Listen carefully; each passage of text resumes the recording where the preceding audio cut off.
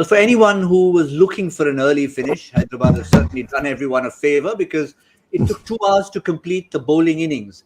And they decided, well, we're sorry about that. We're really sorry for keeping you a little bit longer. Our batsmen will make up for it. And that's exactly what they did. A quick, clinical run chase, which at one point in time was looking as if Kolkata could come right back into the game with their supposed squeeze with the spinners. What happened? No one could get in there. Rahul Tripathi was absolutely magnificent, 71 of 37.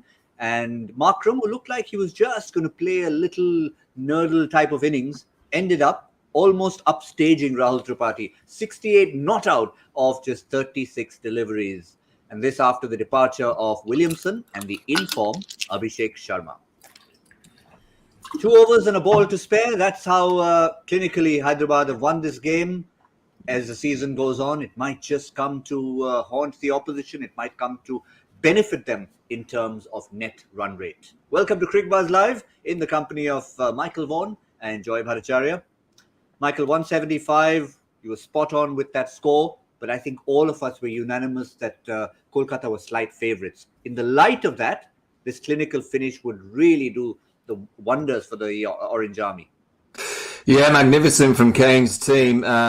Yeah, I thought they'd have enough because of the pace bowlers. I thought, Pat Cummins, Umesh Yadav, I thought they'd have a little bit of obviously their expertise, experience to bowl well on this wicket. Started well, but I like the way that the Sunrisers are set up. That it's quite clear that they've got Kane Williamson at the top that will play the Kane Williamson way. And then if he gets out, they throw in Aiden Markram, who will play the Kane Williamson way. So he'll just be that rock. And around that, they've got, some flamboyant players. Rahul Tripathi was magnificent. No shots over extra cover. One went 95 metres off a spinner over extra cover, just a little check. Magnificent striking. A really well-organised team. A team that you can see that every single individual from 1 to 11 knows exactly what they're about. It was very impressive. And it's something you probably would come to expect from a setup like that. I know we talk about the flamboyance of the Laras and Muralidharans, but, when you've got a Tom Moody up there and you've got this entire think tank collectively, you know that things can't go wrong for too long. Yeah, look, it was an absolutely brilliant innings. And of course, Rahul Tripathi joins that great club of, Kolkata Knight Riders players paying it back to Kolkata, which include Chris Gayle, Riddhiman Saha. They seem to come back and really do it. And look, it would have helped Tripathi. The fact that, he's played a couple of years with somebody like Varun Chakravarti, has seen him in the nets, has seen him bowl. You're in the same camp for 2 years. So I think he reads them a bit better. What was really interesting was the way that they, held back. They didn't seem to take any risks on Sunil Narayan. Even that 1-6 was the only shot where they really took a risk against him. Otherwise, I thought it was very clear, and very often we've seen this happen. They get confident and suddenly they go after Sunil and start losing wickets in a go. And that didn't happen out here because remember, this is not a very long batting order. After this, there's basically Shashank Singh, and then you're going into the Marco Jansen and Suchit, and none of those guys are really top order batsmen in that kind of sense. So these guys have really, they knew the responsibility was on them and they delivered. Yeah, but it was really the initiative was taken early on by Rahul Tripathi. I mean, when you saw the inside edge of Abhishek Sharma, Michael, onto the stumps, you're thinking, well, come and stop the first blow. Umesh at the other end, Russell to come with a heavy ball. This could be trouble for them. Before you could even finish that thought, Tripathi had hit 3 boundaries. Yeah, he just grabbed back the momentum. And then, obviously, Kane Williamson, when he was out towards the end of the power play, I thought, oh, here you go. It's going to be a tricky chase because who's going to play that innings that Kane plays so consistently well? Aiden Markram just came out and just went, 1, there you go, you get it. Rahul, you have a hit, well, I'll get the 1. And then all of a sudden, Rahul Tripathi, he was out, and then Aiden Markram took over. It was a brilliantly constructed innings. And also the way that they played Sunil Narayan was clearly a plan. I think when you're looking at T20 cricket, I look at the backroom team and all the information that gets given to the players, but it's having a group of players that actually will stick to the plan. And the plan clearly is don't risk too much against Sunil Narayan because we know that he can win a game on his own. Those 4 overs are going to be crucial. If we hit him for 20, that's fine. We'll get a few more off, the other 4 bowlers. And that's what really good teams can do. They can take away ego. They talk about a plan. They can go out there and execute it and do it absolutely perfectly. And Tom Moody and his backroom superstars, they've all got very good cricket brains as well as being superstars. you can clearly see they've got a group of players that are willing to play to the plan, which is very, very important. And this is not just Tripathi going against or trying to prove a point to his old mates in Kolkata. Joy has been doing this from the beginning. Maybe he was just saving the best for this particular game, but have a look at that. Ignore that first game. Once he gets in there, look at that strike rate each and every time. Every time it's been a slightly different situation, but he plays the situation. His lowest strike rate, 146. Absolutely. And just a brilliant player. Absolutely a brilliant player, well within his limitations. I think he understands the T20 game better than most cricketers, because I think what is outstanding with him is his shot selection. He never looks as if he's really slogging. He picks his shot, but when he hits it and then he holds it, that I love the way when he just held his shot, the check, he just hit it over the off, and it was absolutely fantastic. Look, he is, they would be looking at it and they'd be turning back and looking at this and they'd be wondering that here is a situation where we had a chance to retain Rahul Tripathi or Venkatesh Iyer, and we went for Venkatesh Iyer. And Kolkata, they must have thought that, well, we made the right decision. And, life is a strange old thing. And now Rahul Tripathi is really, really looking like gold. Yeah. We were starting to make that 11 of why'd we let him go. We already had a few names in there. I think Tripathi slots in there perfectly, whether as an opener or number 3 or 4.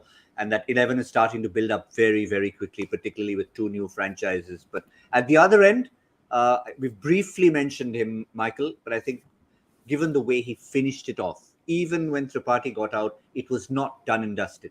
One more wicket there, and they could have still exposed someone like a Shashank Singh or a Marco Jansen. He was able to then, from playing a Williamson-like innings, he was able to play a very different sort of innings to finish it.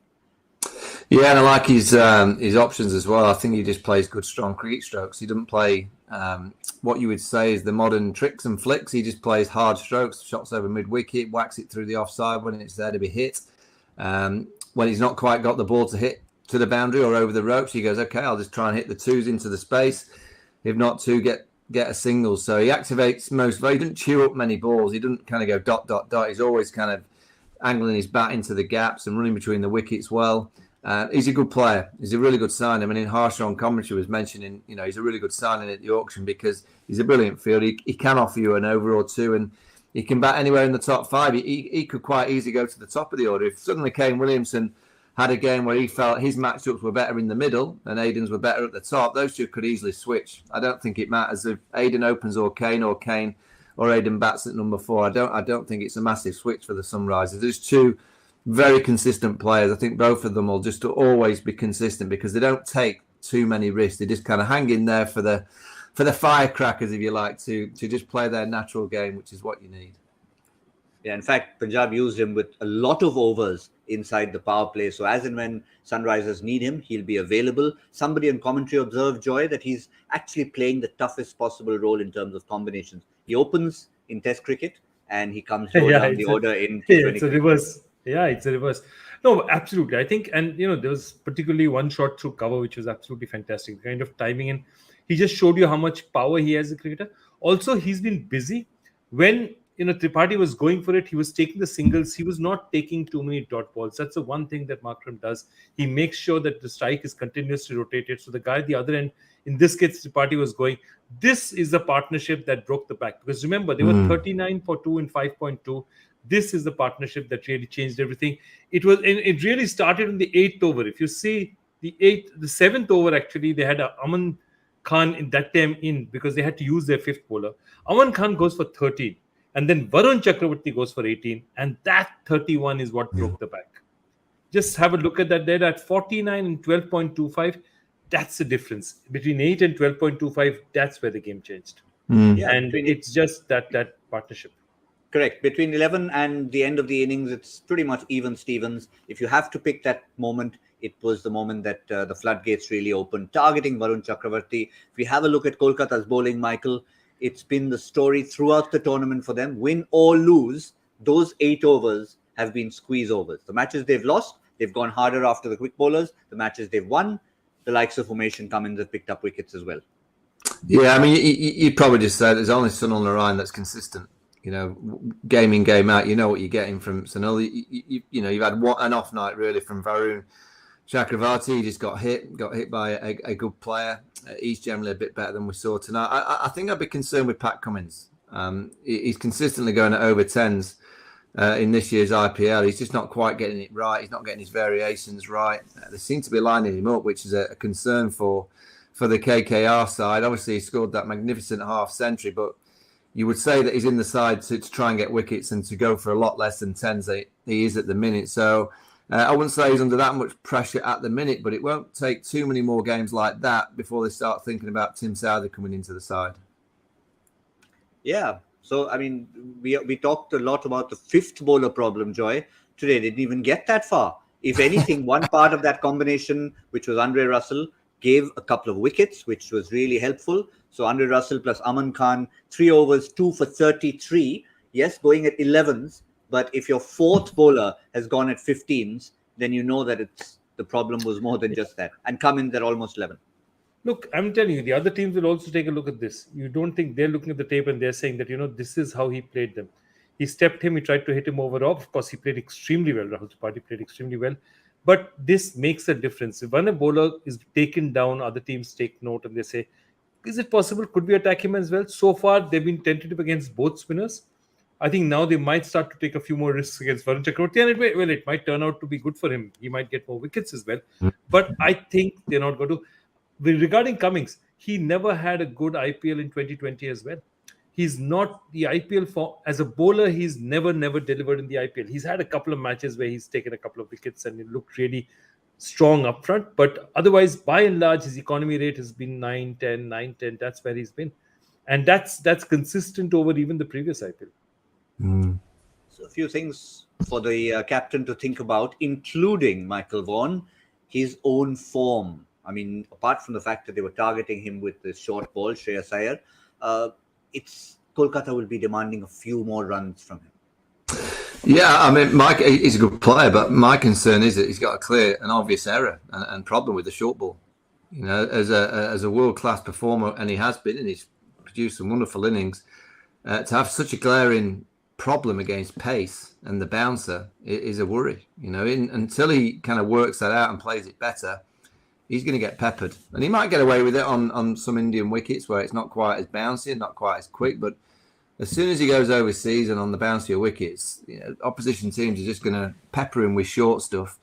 So he's got to work that out. He's got to go away and really work hard in the nets and in the practice zones to make sure that he's got a better game to be able to cope with short pitch bowling. Because if not, I mean, your life's hard as it is as a cricketer, but when you know you're going to get peppered every time you go out to bat, even in T20 cricket, you can get peppered. It becomes quite daunting. So if I was him, I'd be working very hard with the coaches to improve his game against the short ball. And this today, maybe he faced the fastest bowler in the tournament, but it's not that any of the others are spring chickens as far as pace is concerned, Joy. He's going to be coming up against the Avesh Khans, even a Kuldeep Sen, and they're all, as you said, it's all going to be up there. Yeah, look, they have a problem with both Iyers because I think what's happening is Venkatesh Iyer is also not giving them the kind of runs he does up front. Now, Venkatesh Iyer's opening partner is they tried for all this while they tried Rahane. Now they've dropped Rahane. They've bought in Aaron Finch, and Finch hasn't looked the part, but they'll still have to go. Also, they have a problem that, for whatever it's worth, Sheldon Jackson's keeping today wasn't the greatest. I mean, that's something that will worry them as well. So they have a whole lot of problems from being a team that was, cruising 2 matches back. Kolkata has a whole lot of, there's a sort of few skeletons that have started coming out of their cupboard, and they've got to figure out these things early. There's still a lot of time. They still have a core that, that Russell, the batsmen they have up front, the 2 spinners, they still have a very strong core. But Kolkata will need to solve the 2 problems moving forward. Yeah, you're right about Sheldon Jackson there. Not just the 4 byes that he let through, a catch that maybe he could have moved a little better for. It was a crucial catch. The match was still open at the time. And certainly Sam Billings has shown what he's capable of. So they rate him highly. They still want to give him a chance. But it'll be all about the balance of the side. If you're still sticking to Finch and Cummins and Russell and Narayan, then no way Sam Billings makes it into the 11. But that's for another day. For now, they'll quickly want to have a look, or maybe don't want to have a look at the points table, because where they were riding high, Kolkata have now slipped, as we suspected, not quite that low, but just above Lucknow. 0.223 is where they finish. and they've also played one game more than anybody else in the tournament. 6 games, 6 points. Hyderabad, 5 games, 6 points after having had not the best start in the tournament. So things going well for Hyderabad, upward direction. For Kolkata Purple, going in a downward direction. Not a spiral, just a direction for now. It's making me laugh that there's 6 teams on 6 points. It's going to be a tight old year. I mean, there's only, look at Calcutta, they've played 1 extra game, but it's going to be tight. It's great. It's great for the IPL. Too many times you kind of get 1 or 2 teams that just fly away, and then it's just 2 teams fighting it out for a couple of elimination spots. I just look at that and think, even, and I dare say, even Mumbai are still looking at it going, if we can win 2 or 3 on the trot, we will be back in it as well. It's great to see such a cluster at this stage of the tournament. We're going right down to the wire. Yeah, and the one team that has played less games than anyone else, Delhi, they could also squeeze with that extra game to 6 points. So you'd have 1 more on 6. Yeah. And just Mumbai at the bottom there with Chennai with that solitary victory. So for now, the 9 titles will be looking at the top of the table going, fine, we need to string a few together, but it's quite a jam at the top. Who's coming up next in another clash as we head into the weekend? In fact, there's 2 sets of teams coming up because it's going to be a busy weekend. What's the first game that we have coming up? That is going to be Mumbai. Time for them to fire against Lucknow. Lucknow way above them on the table. New franchise, already have had their taste of victory and defeat. And this is going to be once again at the Brabant Stadium. I'm not sure any of the groundsmen, curators, staff, Joy, are going anywhere from the previous game. It's a quick turnaround. It's a really quick turnaround, and I'll be interested. They've prepared quite a few decent pitches out there, and that's why you're having that. Just still not trying to play in the middle pitches that much, which is why you're having these very disproportionate boundaries early in the tournament, because they're sticking to the pitches on one side or the other. I actually seeing this pitch, Mumbai will not be unhappy, because Mumbai's problem is that they just don't have a spin attack at all. They don't have any spinners at all this time. Rahul Chahar is not there. Kunal Pandya is not there. They're just not having. So they need their fast bowlers to fire, and perhaps they look at this surface and say, look at what Umran Malik has got out of this surface. Look at what Natarajan has got. We've got Bumrah. We've got some decent pace. I'd really like them to play Riley Meredith and get some real serious wheels out there as well. Yeah, before I could ask the question, you answered it, Joy. Michael, it's got to be. I mean, they've got to find their combination before it's too late. If there's space, it's got to be Riley Meredith. They wish it could have been Jofra Archer, but it's not. Well, you kind of look at, Daryl Brevis will play. He was exceptional in the last game. For an 18-year-old to play in that fashion, he's going to be a superstar. You think Kieran Pollard will probably play, so there's 2, and then there's 2 more. So you probably go Tamal Mills will play. Left arm, pace, and then you kind of look at it. Tim David, who's not fired at all. Daniel Sams has struggled. I'd unleash the Aussie quick. He charges it. I commentate on him in the Big Bash, and he just roars in. And all he tries to do is bowl quick. That's pretty much what he does. So if you're not going to play him on a pitch like we've seen today, I think he may struggle to get a game. So look, they've got to find a combination. They've got to find a win from somewhere. And when you've lost so many games, it's almost like you wake up in the morning and pick out of a hat and just try and hope that 11 that comes out of the hat, the right side, gets you that first victory, because they're a long way short this year, Gads, and they're nowhere near the Mumbai sides of old. They've lost a few players, and the only glimmer that I can give them is they've got a superstar in the making. They've got him early. They've got Daryl Brevis right at the start of his career, very much like Mumbai do. They get them young and they stick with them. He is going to be something very, very special. He's just a joy to watch. Yeah, well, he's a joy to watch. But Joy, if you can watch for a moment, can you possibly see Tim David getting a go here? If we can just finish off on that lineup.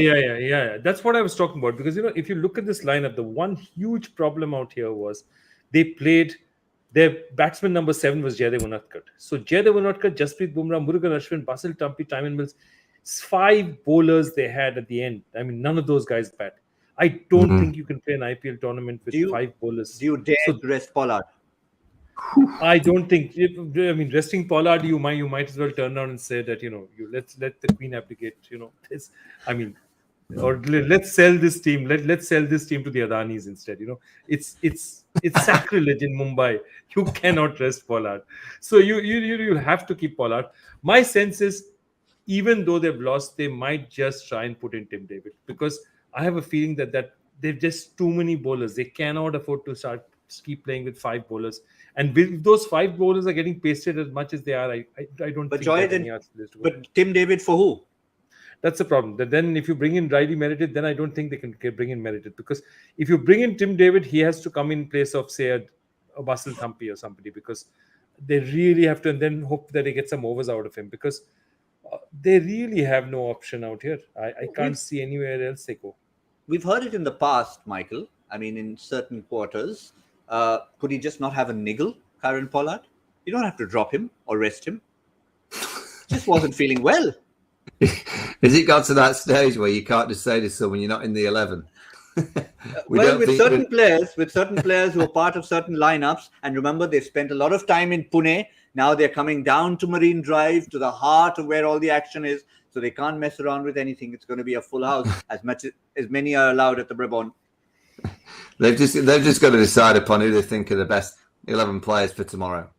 They have to get a win, and if it means that you upset 1 or 2 people, so be it. That's professional sport. So they've got to get the think tank. Rohit needs to start to perform. You know, we've spoken about the bowling, but Rohit really hasn't fired at all. He's a world-class performer. He needs to come out and start getting side off to a really better start than we've seen. And, you know, they've just got nowhere near. You know, they've got nowhere near the levels that they would have expected. As I said before, they're not a Mumbai side of old that you just looked from 1 to 11 and thought world-class all the way down. They're not. They're a different Mumbai side, but they're certainly not playing to potential. And that's the job of the coaches and the captain, to just try and get your team playing to potential. And if you get them to that level where you can look each other in the eye and go, well, we played okay, but we were against a better team. But they've just been nowhere near the potential this year. And that's a concern for Mumbai. Yeah, and they've come close on several occasions. If you look at that 0-5, it's not quite been a despondent 0-5, but at the end of it, whether it's by 1 run or by 100 runs, you still don't have a point on the board. Who are they up against?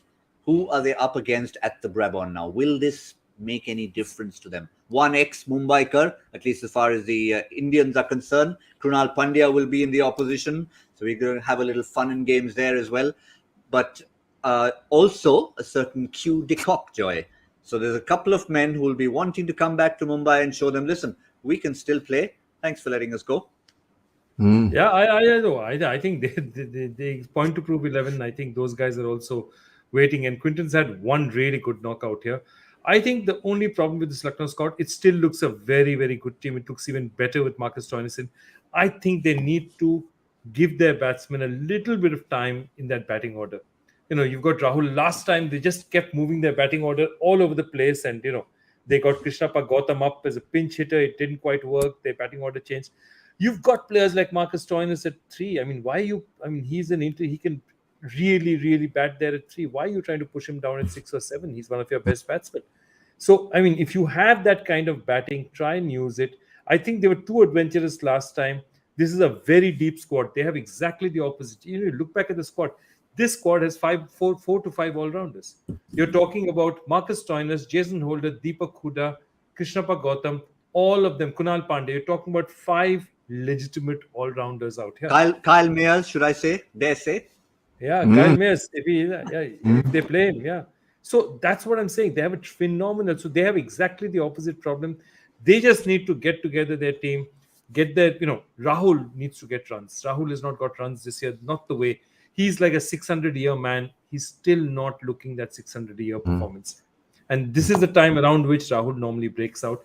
They need something from Rahul, and as a captain, that will make him just feel a bit better. Also, I think the rest of it is just a matter of they would just shrug it off and say, okay, we got it wrong last time. With this kind of team, we're not going to get it wrong every time. Michael's thinking, why did I bring up Kyle Mayers? No. You're right. I mean, I just look at KL Rahul, Rohit Sharma, 2 players that really haven't fired yet. And I'll just say yet. They're due.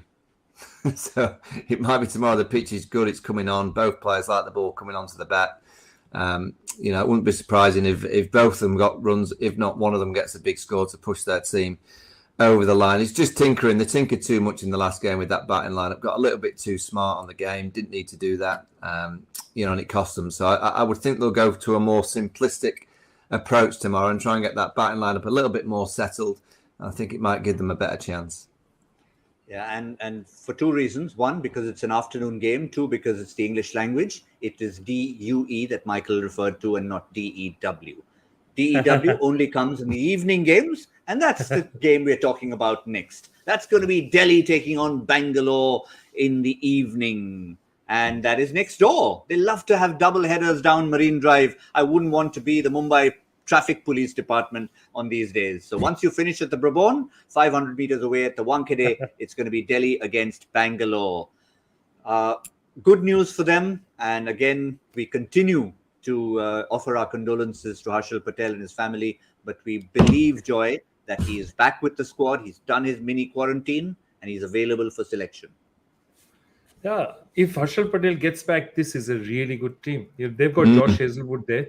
The interesting thing is, who do they sit out? I mean, at this point in time, the only player who you can really sit out, Prabhu Desai is the only candidate who's really, you can sit out. Otherwise, Akashdeep's done well for them. Siraj has done well for them. Josh Hazelwood, you do not drop if you have an opportunity. Hasranga, Maxwell, Duplessis. This team picks itself. And Prabhu Desai looks the part actually. But I think if they have to look at this lineup, he's the only person they can sacrifice. This is a deep, deep side. They've got 2-3 good or decent all-rounders. They bowl really well. I think this is a great team. This RCB team could go a long way. Joy, you mentioned every player in the lineup except Virat Kohli. So since I just want him to stay off, get some pressure off his back. And the monkey's on his back this time. Let the man, rest for a while. I just thought I was blasphemous enough to suggest you could rest Pollard. So why not just mention the name? But he's playing okay without the numbers. I look at Virat all the time and think, if there's anything technically that he's changed or not doing that he was when he was scoring all those runs consistently. And he doesn't seem to be doing anything different. He's just going through one of those spells where he's not getting the big score. And only he knows whether he's really switched on. And that's the only thing I would say to him. Is he really, really switched on and desperate for the runs like he was 2, 3, 4 years ago? I'm sure he is, and I'm sure it's just that he's going through one of those patches. But I'm with Joy. If he can find his form and real form that we've seen in the past few years, where he gets your 60s, 70s, 800s, RCB could go a long way, because that bowling attack, if Harshal Patel is back, that's right, he's unbelievable. The leg spinner, they've got a team, and with Faf as the captain, I just think he's got a great management skill around him. Glenn Maxwell, the big show. He'll win him a couple of games on his own. He always does. So yeah, from looking at that squad to where they've been in the past, I'm with Joy. They could go a long way in this year's IPL. And you keep mentioning names. I mean, Shabazz has been there at the end with them. DK, of course, has been magical, just got out once. Up the top, Anuj Rawat, they found a perfect opener and a good foil to Faf du Plessis. So I think in a way, they haven't missed the lack of runs for Virat Kohli. So if you add a bit of form for him, then it's probably going to be unstoppable. And DC, the Delhi Capitals, will be hoping it doesn't come at the Wankhede on Saturday night, because they'll want to sort of keep that upward movement going. They too, Joy, have a very decent looking lineup, but a few little chinks here and there. One big question mark, Anrik Nortje. Terrible start. Do they fix it now? Yeah, but I mean, if you look at it, that's exactly my point. You're absolutely right. Nortje, they played with 3 international players, not with going with the 4th, dropping Nortje, getting Khalil Ahmed. It worked. But Nortje at the Wankhede, you're not going to play Nortje at the Wankhede. I mean, I'm going to close your eyes, and on a pitch like that kind of pace, that kind of bounce, you have to play him. And look, at some point in time, you have to have your lead bowler, the guy you have retained, you've got to give him a chance, because he is one of your best bowlers. I mean, he's a guy you want to knock off the top order of the opposition. So I would say that they'd bring Nortje back. They'd say, Khalil, well done. And that's what good teams do. Good teams, it doesn't matter whether you perform or don't perform. The next match, if they need Nortje, bring it back. Nortje starts bowling well. Nortje, Mustafizur, then you look at it, Kuldeep Yadav, Shardul Thakur, Akshar Patel. That's a very, very decent. Then Robman Powell and Lalit Yadav can give you a little bit more, so that 6th and 7th bowlers you have. Prithvi Shaw's in fantastic form. He loves the ball coming on tomorrow. It's a Wankhede. David Warner's looking to accumulate. This is a very good team as well. I mean, this is a very decent outfit. And again, they're 2-2. The reason why we're not talking about Delhi is not because they're not doing well. It's because they played just 4 matches. Correct. And the other day was very different against Kolkata. Afternoon game, Vaughan Stadium. Batsmen did it for them. So now they'll have to say, okay, we're back. Different kind of opposition, different kind of stadium, different time of day. Yeah, I'd be interested to see how Kuldeep Yadav goes, because he was, and he's been excellent twice in the daytime. Got 4 for in the last game. You know, his mystery was great. A little bit of flight, dragging the batters out the crease, couple of stumpings. It was great to see. But tomorrow will be a different test at the Wankhede, smaller ground, not as much spin, not as much purchase. So you're kind of looking at Kuldeep Yadav, and he's had a great start to this year's IPL. He's got the love in at Delhi. He's got Ricky Ponting right next to him. He's had the love in from Rohit Sharma. Can he kind of progress even further and have a great night in more tricky conditions? Because you don't get it all your own way.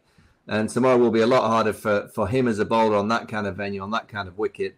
And I think we'll see how much confidence he has got tomorrow night. Will he still flight it up at the Wankhede Stadium? We'll have to wait and see. But they're a good team. They're a very, very good team. That opening partnership of Shaw and Warner, I think they're going to be frightening quite a lot of the IPL bowling units, because they're so different, but they're so similar. You got the left hand, right hand, but they both play in a kind of similar way, but they're different handed, and makes it very, very difficult for matchups, to get the matchups right, and very difficult for captains if you keep that left hand, right hand combination flying at the top of the order. Yeah, some spicy possible matchups there.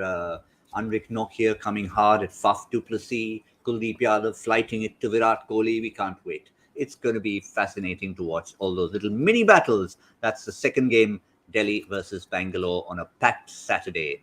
But as far as Friday night is concerned, we just have to finally reveal the answer of our Joy Factor question, which you gave a huge hint for, Joy. But let's have a quick recap. Yeah, what distinction connects Indian-born keeper batsman Swapnil Patil with a World Cup winning captain? And of course, that captain is Eoin Morgan, unfortunately not picked in this year's IPL. And what distinction was it? They both scored 99 on debut.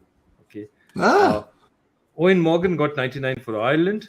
Swapnil was 99 not out, which is a bit worse. Getting 99 is bad enough. Getting 99 not out and not taking the 100 is worse. But yeah, they both got 99, which is an unusual score. So that's the answer. I'm sure it must have been answered by... Yeah, you gave... I mean, pretty much everyone had to look for every Eoin Morgan record, because you gave that away. Surya and Setia may have spotted it. And of course, we were trying to make some of you watch the rest of the show if you hadn't watched the show to start with. So maybe some of you would have got back in that. But we are very busy here on Cricbuzz, the entire extended family. Joy generally takes Sundays off from all of us because he goes partying. And so in all probability, Joy is going to be part of Match Party come this Sunday. That is on Cricbuzz Plus. Get on there. It's lots and lots of fun. Watch along with it. Lots of chatter, lots of conversation. Have a few disagreements there. That's all it's part of. And of course, our quiz questions keep coming. There is retro reels. So wherever you look, Cricbuzz has something on offer for you. As far as today's show is concerned, we got maybe a 15 or 20-minute grace period. So we aren't even close to midnight, which is wonderful. Few extra cups of tea, whatever beverages you like. Michael, thank you very much for your time. Cheers, guys. You too as well. Thank you all for joining us. Cricbuzz Live will be back in the afternoon on Saturday from the Vaughan Stadium again. Until then, from all of us, it's good night.